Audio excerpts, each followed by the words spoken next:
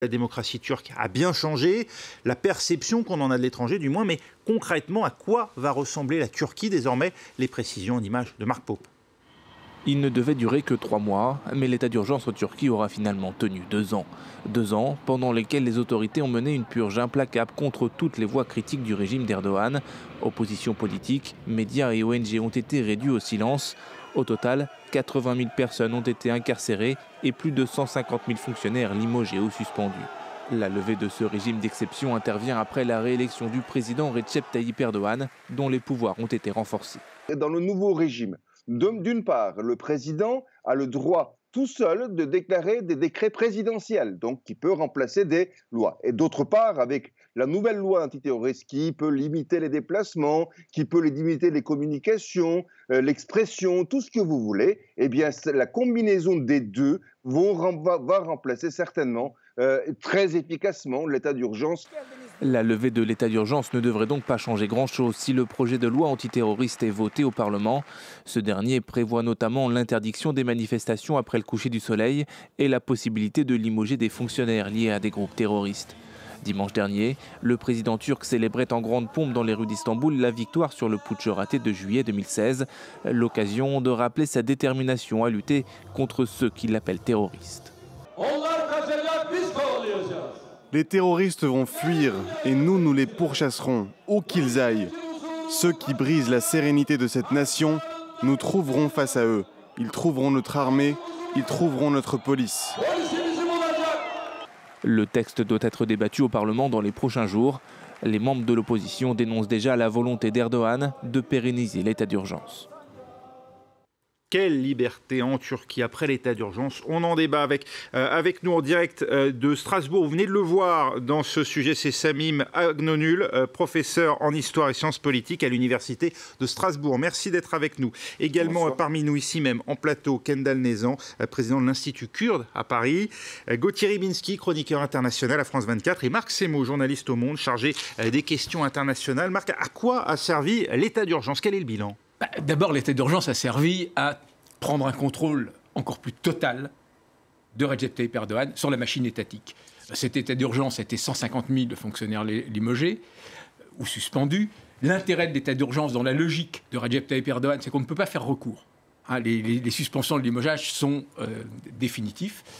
Donc ça a permis de reformater l'État, d'enlever de l'État tous ceux qui étaient alors ou soupçonnés d'avoir des liens avec la confrérie du Fethullah Gülen, qui était cette confrérie islamiste, qui idéologiquement était très proche d'Erdogan, c'était son allié, il y avait une rivalité de pouvoir, et donc cette confrérie était infiltrée très fortement dans la police et la justice, donc il y a eu des purges massives, mais ça a été aussi tous ceux qui étaient suspectés d'être des partisans de la cause kurde, et notamment ceux qui avaient signé une pétition appelant à l'arrêt des combats pendant l'été 2015, au moment où il y a eu des insurrections urbaines kurdes et des combats extrêmement violents.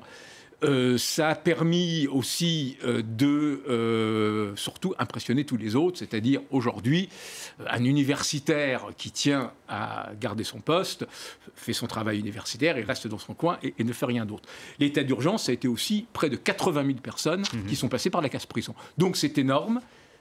Dans les coups d'État militaires précédents, 1980, les purges avaient été encore plus massives, mais il y avait une différence. C'est que tout le monde savait que 2 ans, 3 ans après, il y aurait l'amnistie, que les militaires allaient rendre le pouvoir aux civils. Là, les gens qui subissent cet état d'urgence savent qu'il n'y a pas d'issue. Et la plupart des normes de cet état d'urgence vont rentrer dans la loi commune avec la loi antiterroriste qui doit être adoptée devant le Parlement. Il n'y a aucun doute sur son adoption puisque l'AKP, le parti islamo-conservateur au pouvoir, et son allié ultranationaliste ont la majorité. Alors, une loi antiterroriste dont on va parler dans un moment.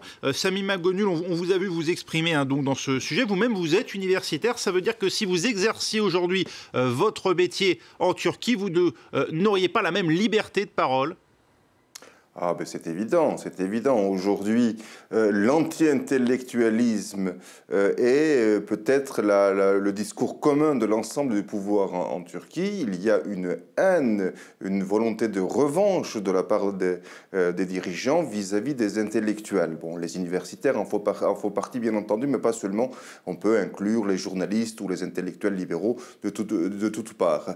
Et il faut quand même dire que, effectivement, ce populisme, ce pouvoir populiste aujourd'hui occupe tous les pans du pouvoir, économique, politique, certainement, législatif, juridique.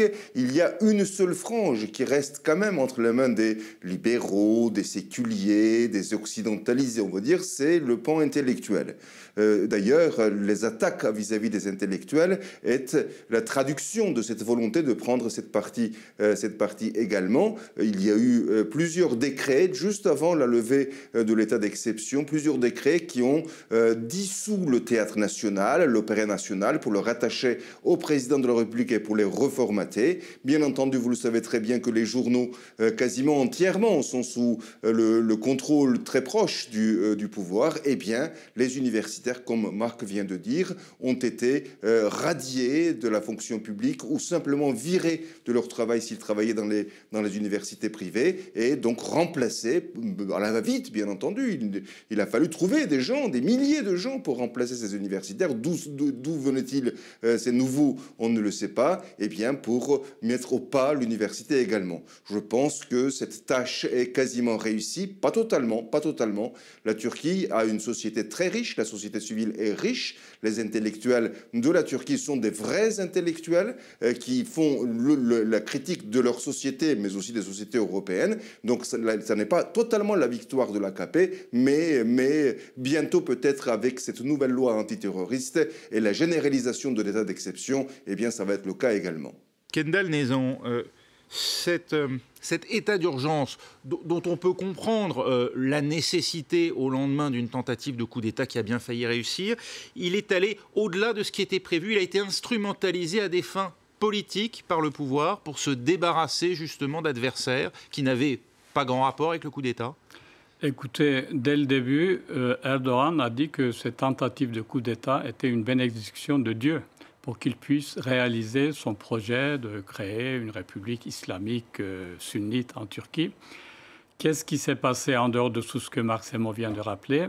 Ça lui a permis aussi, par des décrets-lois, d'assurer sa mainmise sur l'ensemble des médias. C'est très important dans des sociétés où les gens lisent peu. Il regarde les chaînes de télévision. Alors, le contrôle de médias lui a permis, l'arrestation des opposants. Prenez le parti pro-kurde, une dizaine de députés, donc le chef HDP, arrêté en novembre 2016. Toutes les municipalités, donc tous les maires élus, ont été mis en prison. Des milliers de militants de ce mouvement ont été mis en prison.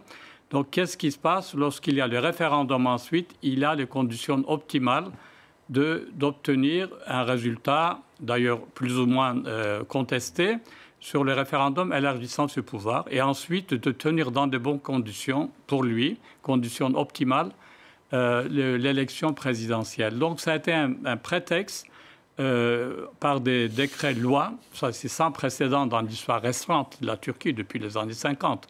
Évidemment, à l'époque d'Atatürk, donc ce que Atatürk disait était la loi, mais dans l'histoire récente, c'est sans précédent. Même sous les régimes de coups d'État militaire les plus durs, il y avait un semblant d'État de droit. Maintenant, Erdogan s'est dit, l'État, c'est moi. Et on en est arrivé à cette situation-là.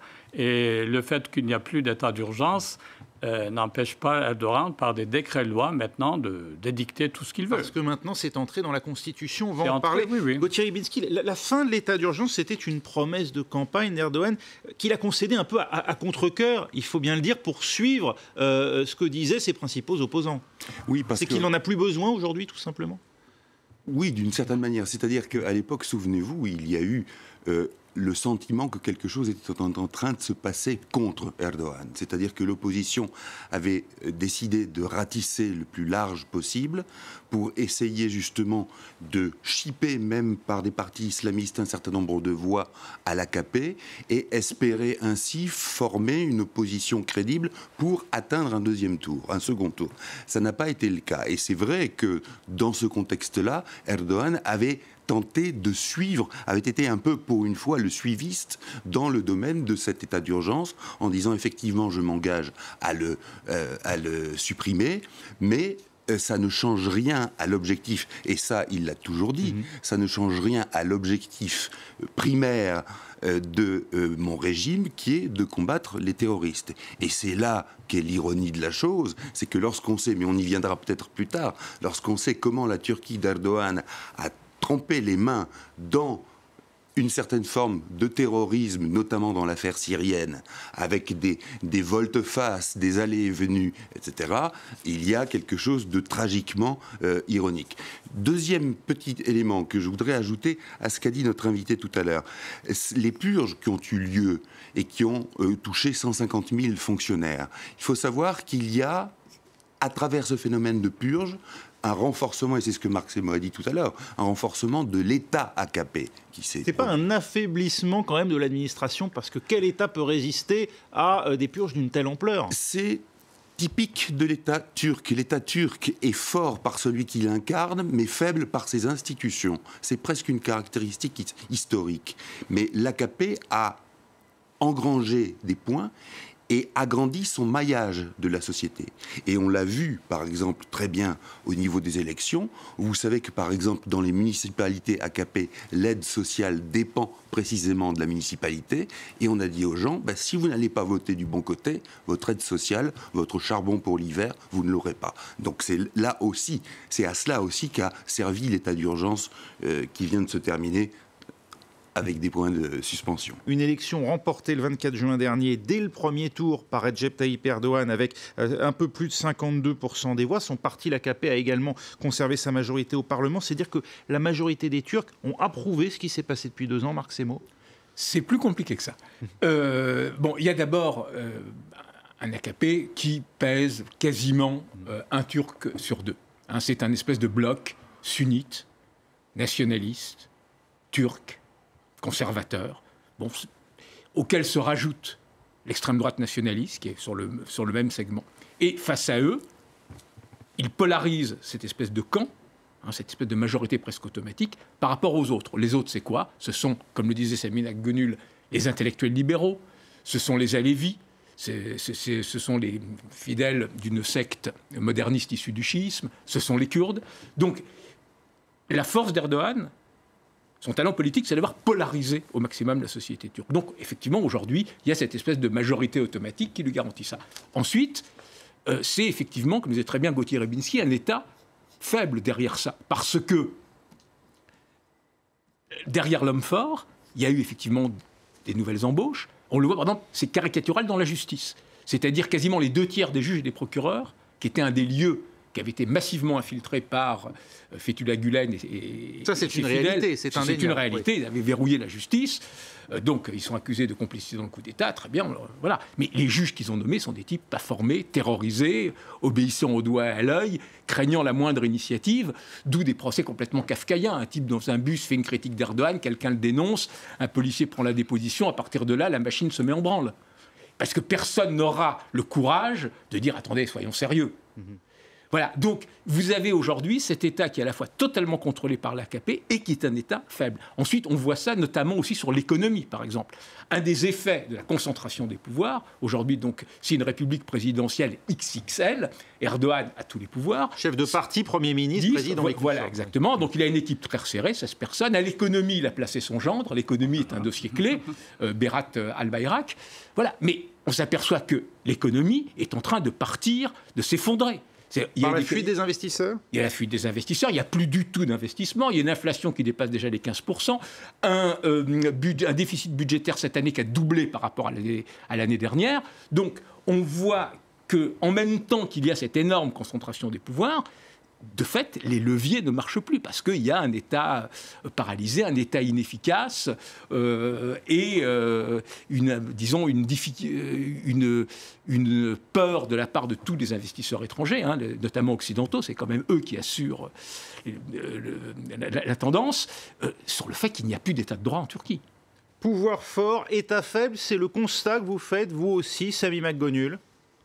Eh bien, écoutez, vous savez bien qu'il y a un débat chez les politologues s'intéressant à la Turquie pour savoir si l'AKP a pris cet accaparé de l'État ou vice-versa. Autrement dit, pour savoir si l'État a toujours été fort. L'AKP, durant sa sortie entre 2002 et 2007, a essayé de réformer cet État. D'ailleurs, c'est pour ça qu'il a attiré le soutien à la fois des libéraux, mais également des Européens. Eh bien, voyant que c'était peine perdue, cause perdue, l'AKP et Recep Tayyip Erdogan sont retournés à leurs sources islamo-nationalistes et ont été, quelque sorte, comment dirais-je, se sont donnés à l'État. Et donc actuellement, ce qu'on appelait l'État profond dans les années 90 est en train de réapparaître à travers des figures emblématiques des années 90, comme l'ancien Premier ministre Tansu Çiller, comme l'ancien ministre de l'Intérieur Mehmet Ağar, etc. Donc on ne sait pas exactement qui détient qui, si c'est l'AKP qui devient l'État ou l'inverse. Mais une chose est claire. Aujourd'hui, la sacralisation de l'État et la sacralisation de la parole présidentielle est devenue à un tel point que, comme un de mes collègues le disait, il est très difficile de le contester, dans la mesure où chaque contestation vous remet dans une sorte de criminalisation et marginalisation permanente. En Turquie, il y a 3 majorités et 3 minorités. Et Recep Tayyip Erdogan et AK Parti sont toujours du côté de la majorité. Il y a une majorité sunnite et une minorité alevi, ils défendent le sunnite vis-à-vis des alevis.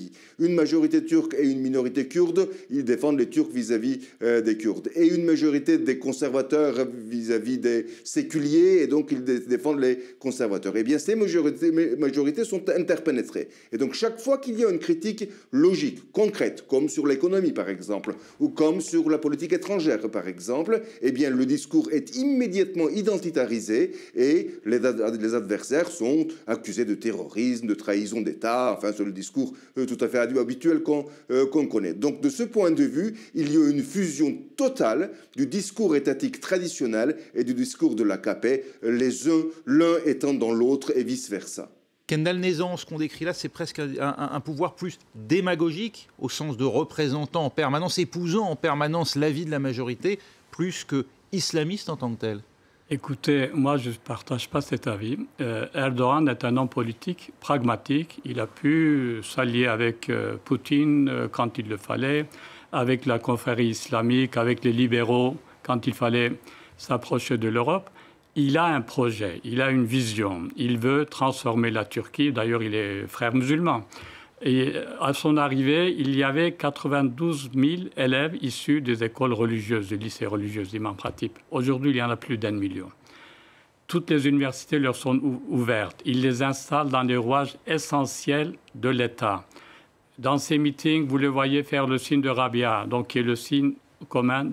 Donc lui, il veut fermer la parenthèse d'Atatürk, de kémaliste. Et il y a des idiots utiles qui l'ont accompagné à un moment donné, mais actuellement, c'est ça son projet. C'est un projet civilisationnel dans son esprit, un projet culturel. Comment il y arrive? Il a une maîtrise totale des médias. Je vais vous donner un exemple. Lors des élections, sur les chaînes de télévision nationales, Erdogan et ses partisans ont eu droit à 181 heures de temps de parole. Le parti pro-kurde, HDP, 32 minutes. Le principal parti, CHP, 15 heures. Alors, si les gens sont éduqués de cette manière, formatés par les médias, on arrive à des résultats. Bon, il a le contrôle du pouvoir, il a l'État AKP, l'État Erdogan. On va en reparler dans un instant dans la deuxième partie du débat. Restez avec nous.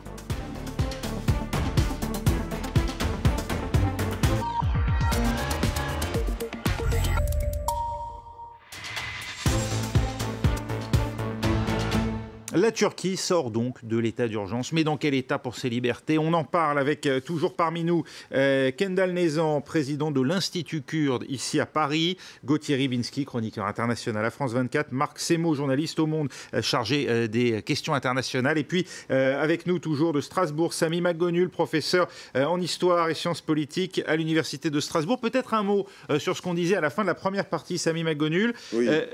Recep Tayyip Erdogan poursuit-il toujours un projet d'islamisation de la société turque ou bien simplement conforter son propre pouvoir? Oui, alors sur ce point-là, je crois qu'on a quelques points de désaccord avec Kendal Nezhan. Donc sur ce pragmatisme, s'alliant avec l'un et l'autre. Moi, je pense plutôt qu'il y a un manque de cohésion dû à la non-préparation des islamo-nationalistes au pouvoir et à l'exercice de pouvoir. C'est ainsi que, tour à tour, il a pu s'allier, changer le discours, il a pu dire une chose et 24 heures plus tard son inverse, et ça passe dans l'opinion publique. C'est pour ça d'ailleurs que quand M. Nezhan parle de ces idiots utiles qui l'ont accompagné, je pense qu'il fait référence à un article paru dans Slate FR d'Ariane Bonzon, ces intellectuels et ces libéraux de gauche qui l'ont accompagné, qui l'ont soutenu pendant son premier mandat. Et bien pendant ce premier mandat, entre 2002 et 2007, effectivement, les réformes structurelles, les réformes en profondeur en vue de l'intégration à l'Union européenne avaient pu être effectuées. Et donc le soutien n'était pas sur la personne de Recep Tayyip Erdogan, mais sur ses réformes. Mais ensuite, il a complètement retourné sa veste pour pouvoir tenir un discours et une politique totalement opposée vis-à-vis des libertés publiques, vis-à-vis des Kurdes, vis-à-vis de la laïcité, etc., etc. Donc de ce point de vue, je pense qu'il n'est pas un homme politique pragmatique, c'est une bête politique, c'est sûr,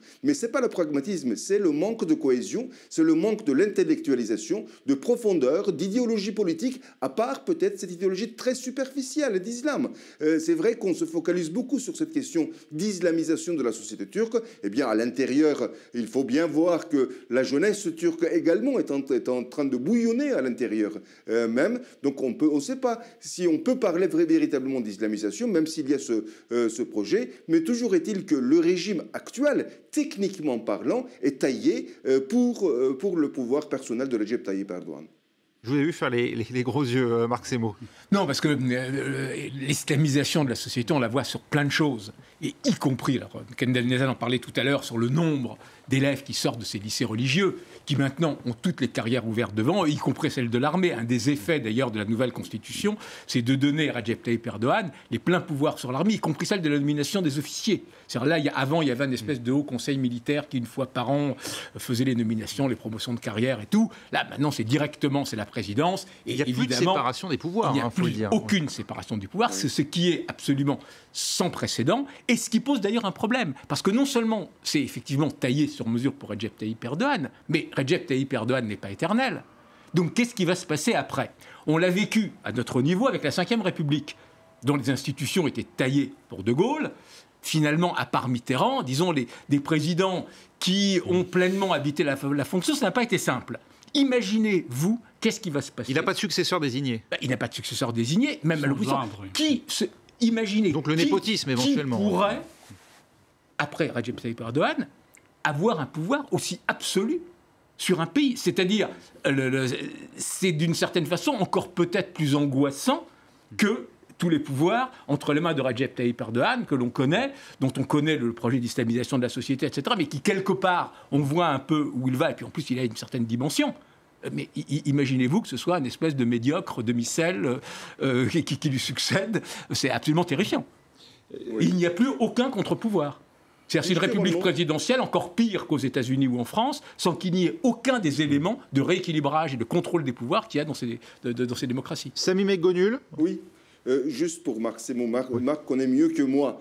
Il ne faut tout de même pas oublier que l'ensemble des islamistes de cette frange islamiste, islamo-nationaliste, a été taillé dans les écoles kémalistes séculière, ultra séculière. Et donc, ce fut par réaction que cette frange de la population a pu apparaître en tant qu'islam politique et détient aujourd'hui le pouvoir. Eh bien, il faut peut-être faire confiance à la société turque, il ne faut pas marginaliser ni la scinder en deux, dans cette jeunesse qui subit, qui subit cette éducation, cette mainmise sur les médias, sur le système scolaire, sur les livres scolaires, sur les enseignants. Eh bien, cette jeunesse-là peut très bien créer créer une réaction, une attitude réactionnaire, comme ce fut le cas en 2013 durant le mouvement de Gezi, et bien mettre la pendule à l'heure. Donc il faut quand même faire confiance à la société turque. La Turquie ne se limite pas à Recep Tayyip Erdogan. Comment comprendre, Gauthier Rybinski, ce soutien à des mouvements de rébellion en Syrie ouvertement islamistes radicaux, proches d'Al-Qaïda?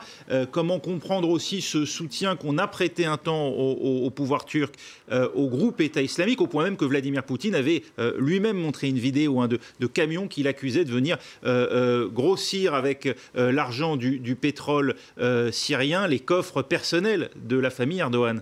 Précisément. Pour des raisons idéologiques ou par intérêt d'enrichissement personnel ou de tactique? Les deux. Ce à quoi vous venez de faire allusion, d'ailleurs, concerne un certain nombre d'universitaires qui ont récemment commenté l'affaire et qui sont en délicatesse précisément avec la justice turque pour avoir simplement émis des doutes sur la version officielle de cette affaire, donc de convoi passant la frontière syrienne à destination vraisemblablement de l'État islamique. Pour répondre à votre question, il y a deux choses.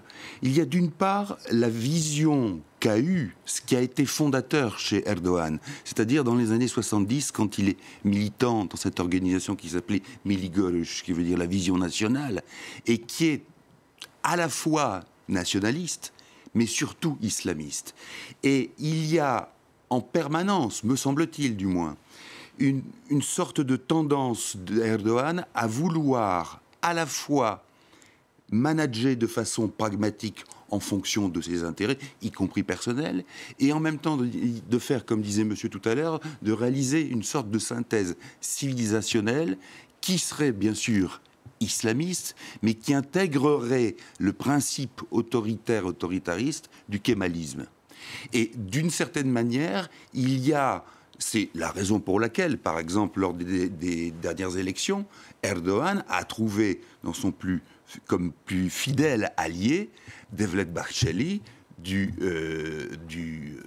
MHP, parti ultranationaliste, qui voit finalement dans Erdogan la continuation ou la bouée possible de continuation d'un nationalisme d'inspiration kémaliste. Donc vous voyez, ce syncrétisme, si on parlait en termes religieux, il n'est pas complètement étranger à la démarche d'Erdogan, profondément. Ne serait-ce que par la désignation d'un adversaire commun, les Kurdes, en tout cas les séparatistes kurdes du PKK, même si on voit bien dans la bouche de Erdogan et de ses défenseurs, en tout cas, et de ses partisans, la définition va au-delà même du rang des sympathisants immédiats du PKK, Kendal Nezan.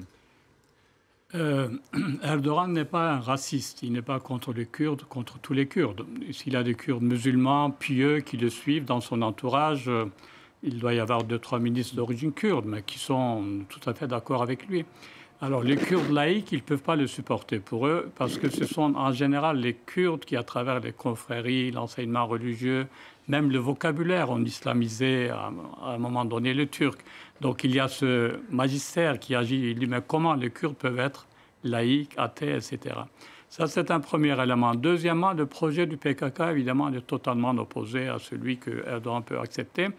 Mais la répression va au-delà. La répression va au-delà, c'est que, par exemple, prenez un pays voisin comme la Syrie. Bon, les Kurdes syriens ne menaçaient pas la Turquie. Prenez le canton d'Afrin, ils géraient leurs affaires. Pas un roquette n'avait été tiré sur la Turquie. Il y a eu l'invasion. Pourquoi? Parce que Erdogan, en montrant... Erdogan a besoin des ennemis intérieurs et extérieurs. À l'intérieur, le seul ennemi qui reste, c'est les Kurdes, PKK, séparatistes. Et sur ce chapitre-là, il peut... Tous ceux qui sont pour la démocratie, le pluralisme, les arrêter, le jeter. Après avoir laissé un temps, penser qu'il pouvait être l'homme du dialogue, justement, avec le PKK. Il y a eu un moment, et ce moment-là, tous les Kurdes se sont mobilisés, y compris nous-mêmes, dans la diaspora, pour qu'on arrive à un accord. Et on était à 2 doigts d'arriver à un accord, mais puis il a renversé la table. Bon, ça, c'est vraiment une autre histoire. Maintenant, à l'extérieur, il a aussi besoin des ennemis. Alors, dans ses discours, les ennemis, c'est le monde occidental. La Première Guerre mondiale n'est pas terminée. C'est l'Amérique qui conspire. C'est les grandes puissances chrétiennes qui conspirent contre la Turquie. Et ses auditeurs, ses partisans l'acceptent de cette manière-là. Et dans cette affaire-là, le PKK ou sa branche syrienne lui ont servi de prétexte pour son influence régionale en Syrie, parce qu'il veut avoir des cartes en main sur le devenir de la Syrie, et il a envahi ce canton pour avoir une occupation qui me rappelle d'ailleurs celle d'Antioche ou d'Alexandrette dans les années 38-39, pour peser sur le destin de la Syrie, parce que tout ce qu'il a fait pour soutenir le mouvement djihadiste et salafiste a fait faillite. Il est le patron de ce djihadiste et salafiste, mais ils ne sont plus regroupés qu'à Idlib. Et cette carte, en disant aux Américains, attention, ces régions frontalières, ça menace notre sécurité, cette carte-là lui sert de carte de négociation à la fois avec Poutine et avec les Américains. C'est du bon usage des Kurdes. Il a une certaine cohérence, parce que ses alliés dans la région, c'est le Qatar, par exemple, ou c'était Morsi, les frères musulmans en Égypte, les frères musulmans au Maroc, les frères musulmans en Tunisie. Donc il a une cohésion idéologique à l'intérieur et à l'extérieur, mais à l'intérieur, donc c'est le Kurde qui lui sert vraiment de cible et d'élément de mobilisation de la majorité sunnite, nationaliste et islamiste. Marc Semo, le terrorisme kurde, je mets bien des guillemets évidemment dans cette expression qui est employée à dessein par Erdogan, c'est une préoccupation, j'allais dire, sincère de la part du pouvoir turc et d'une partie de la population turque, ou bien est-ce que c'est utilisé, c'est instrumentalisé par Recep Tayyip Erdogan lui-même à des fins d'expansionnisme extérieur et de renforcement de son pouvoir à l'intérieur ? Disons, il y a un peu des deux. C'est-à-dire, le PKK est quand même un parti, alors classé à tort ou à raison comme organisation terroriste, aussi bien par les États-Unis que par l'Union européenne, et évidemment par la Turquie. Ensuite, effectivement, en 2015, printemps 2015, l'hiver 2015, il y avait un quasi-accord entre Erdogan, qui avait été le premier leader politique turc à accepter de fait des négociations directes avec le PKK et avec son leader emprisonné, Abdullah Öcalan.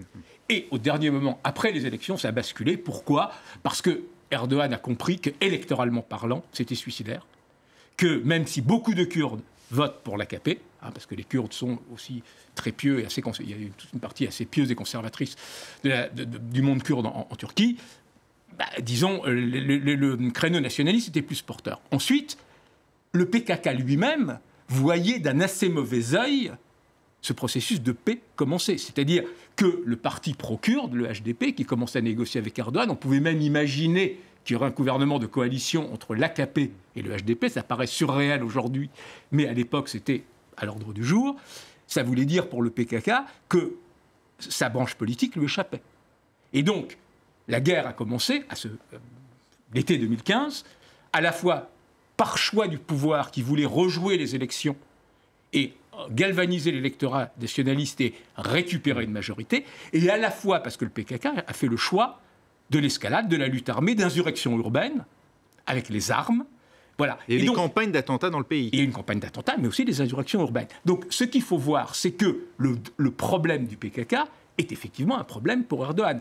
Une grande partie de sa politique syrienne obéit à cette logique-là, parce qu'il voit dans les Kurdes syriens, qui sont organisationnellement, enfin, le parti aujourd'hui hégémonique des Kurdes syriens, qui est organiquement lié au PKK, évidemment un danger. Et ça explique aussi toute la politique menée en Syrie. Ce qu'il faut voir, c'est qu'Erdogan est un des grands perdants régionaux du conflit syrien. Il avait tout misé sur l'opposition contre Bachar el-Assad, l'opposition à la rébellion démocratique, qui ensuite est devenue de plus en plus islamiste. Il l'a suivi dans cette fuite en avant. Mais bon, voilà, aujourd'hui, il a tout perdu. Il a réussi à garder juste la dernière zone soi-disant de désescalade autour d'Idlib. Voilà. Mais Erdogan, aujourd'hui, essaye de limiter les dégâts sur les conséquences du conflit syrien. Mais évidemment, la question kurde est centrale et d'une manière ou d'une autre, il n'y aura pas de possibilité de retour à une véritable démocratie en Turquie sans qu'on arrive à résoudre de façon politique la question kurde.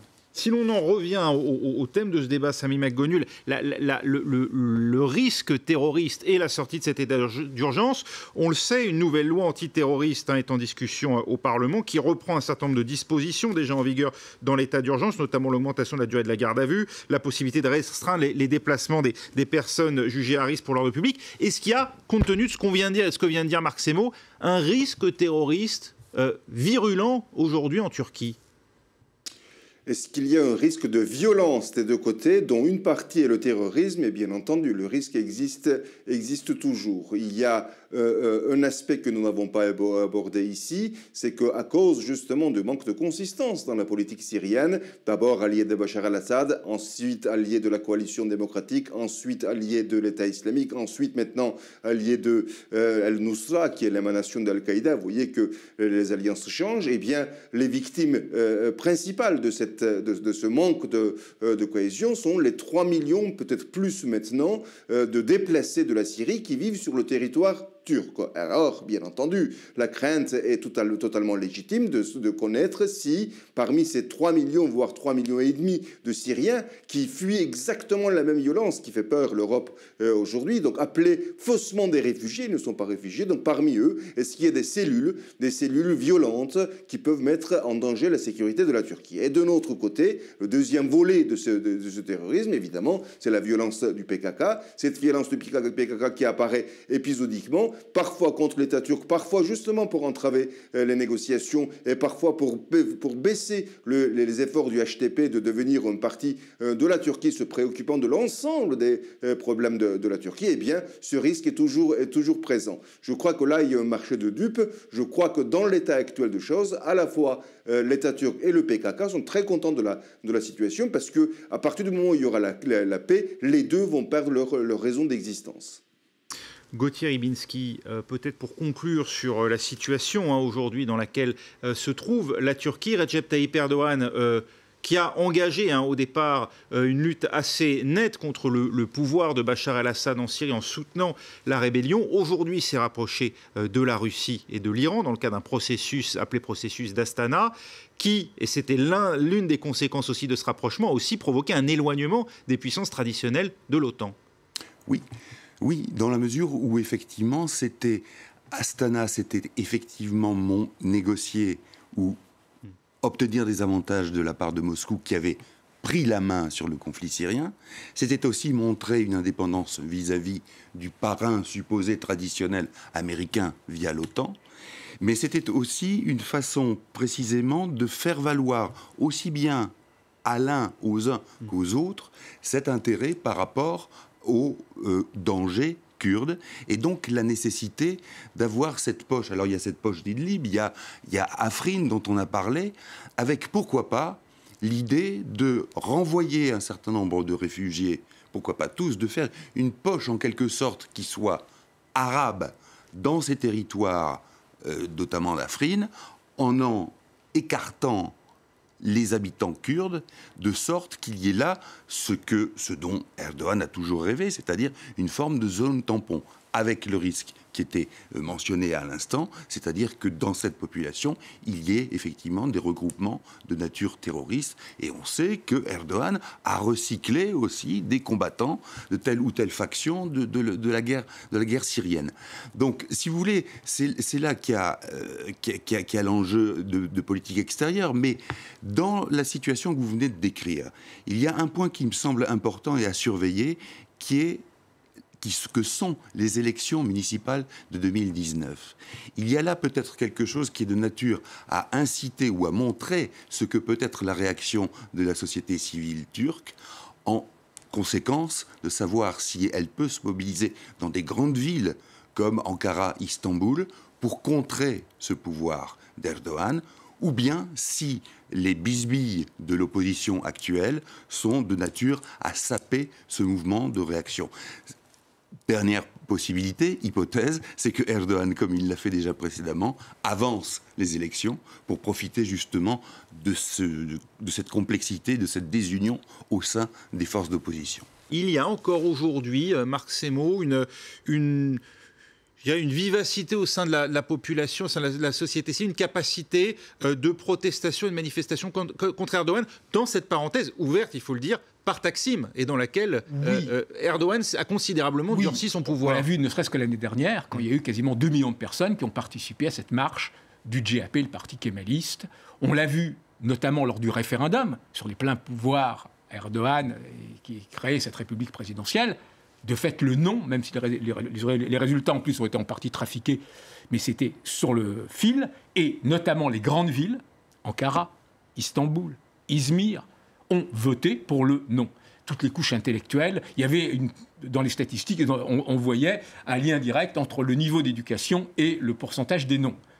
En revanche, ce qui est quand même préoccupant, c'est qu'à ces élections présidentielles, dont il y a eu probablement des fraudes, mais c'était surtout la campagne qui était inéquitable, mais la victoire d'Erdogan était beaucoup plus nette. Est-ce que ces gens qui avaient voté contre, qui avaient voté non au référendum, donc ces formes d'opposition qui existaient en parallèle avec des cours alternatifs menés par des universitaires chassés de leurs fonctions, avec des télévisions qui ne pouvaient plus émettre, mais qui passaient sur Internet. Donc il y avait des multiples formes de la résistance de la société civile. Jusqu'à quand vont-elles tenir ? Probablement que cette victoire, dès le premier tour à la présidentielle, a eu un effet très dur.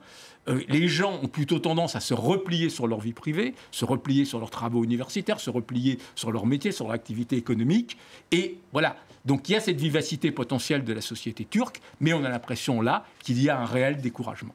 Merci beaucoup Marc Sémon. On arrive au terme de ce débat. Je voudrais remercier Samim Aghnonul qui était avec nous en direct de Strasbourg, ainsi que Kendall Nezhan avec nous ici même en plateau et Gauthier Ribinski pour France 24. Voilà, restez avec nous, c'est la fin de ce débat, mais on se retrouve tout de suite pour la suite de l'actualité avec un œil sur les médias.